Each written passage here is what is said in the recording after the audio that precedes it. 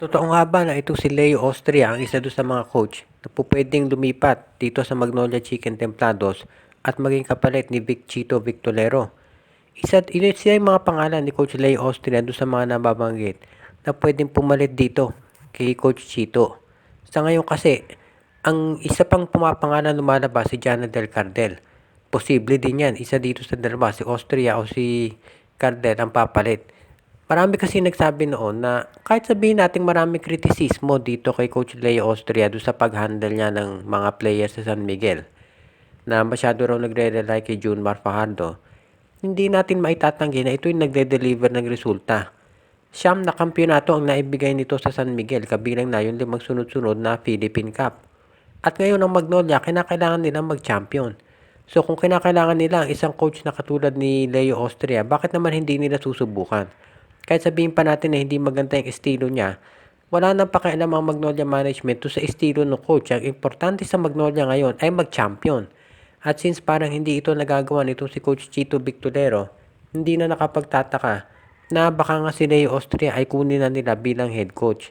Kaya ngayon, wag na tayong magtaka kung itong si Leo Austria ay biglang lumipat dyan.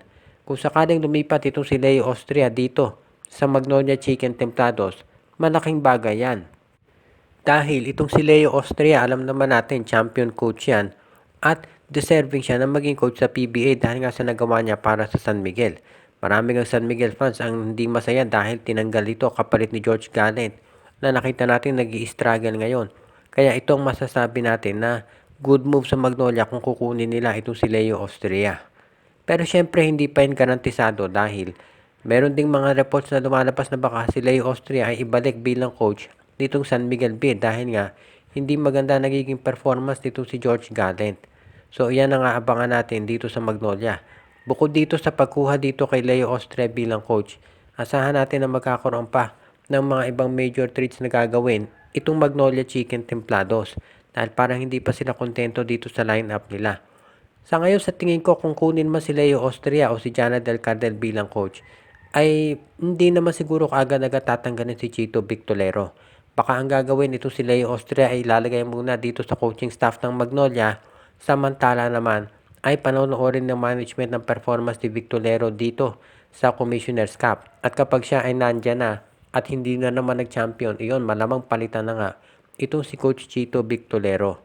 Sa tingin ko ganyan talaga mangyayari dito sa Magnolia Chicken Templados kaya asahan natin nagagawa sila ng paraan para sila ay mag-champion talaga.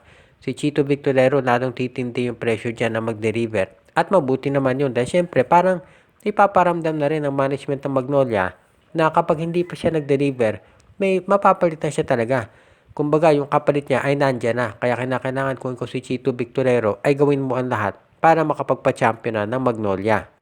Pagdating naman dito sa mga trades na pwede nilang gawin, marami silang options dyan at marami silang trade assets. Pinakamatindi nilang trade asset obviously ay itong si Calvin Abueva. Kaya sa tingin ko gagawin na nila lahat para ma-trade yan sa Northport o di kaya dito sa Converge. Kung ikaw ang Magnolia, kinakailangan magmadali kang gumawa ng trade dahil sigurado itong San Miguel gagalaw yan. Nakita natin ilang players lang ang ginamit ni Coach George Gallant dito sa Game 6. At ibig sabihin niya hindi nagamit yan, malamang ay ma-trade na. Kaya ngayon yan ang gagawin sigurado nitong San Miguel Beer. Kaya kung ikaw Magnolia, dapat bilisan mo yung gagawin mong adjustment. Kung hindi, baka maunahan ka na naman nitong San Miguel Beer. Kaya yan ang aabangan natin ditong gagawin ngayon ni Coach Chito Victolero para mag-champion na talaga sila dito.